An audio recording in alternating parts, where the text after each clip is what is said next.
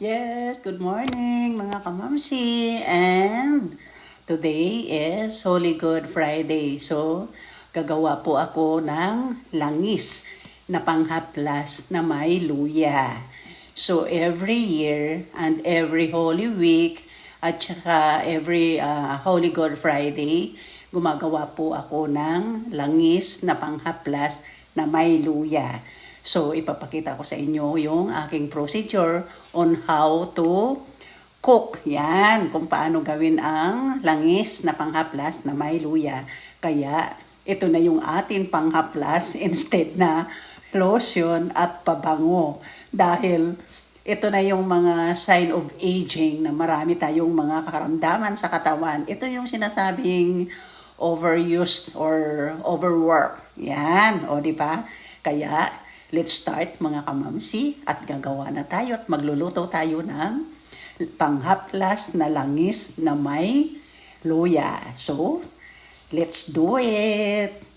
So, ito na, kumukulo na yung aking isinalang na 7 pirasong nyog na aking pinakudkod at pinapiga doon sa palengke. Then, magbabalat tayo mga kamamsi ng luya at ito na, hihiwain na natin ng maninipis. Kailangan marami tayong luya na gagamitin mga kamamsi. So ayan, hiwain lang natin ng maninipis at kailangan marami ating hihiwain. So ayan, nakagawa at nakakahiwa ako ng 1 tab na luya.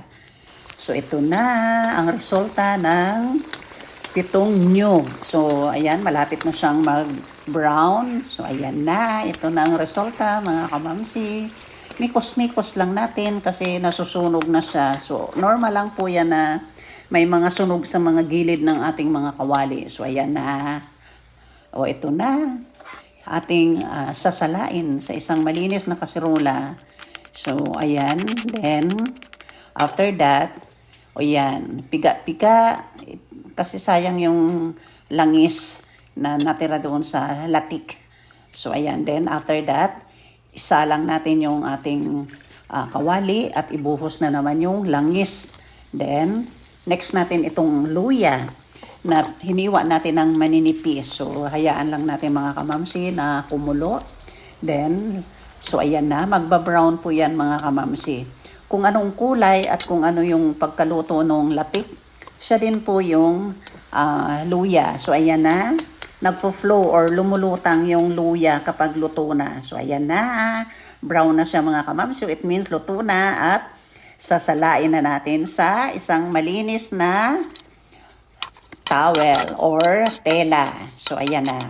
Kaya ito na ang resulta. Nakagawa tayo ng kulang-kulang 1 bote ng alcohol. So, ayan. May panghaplas na tayo mga kamamsi.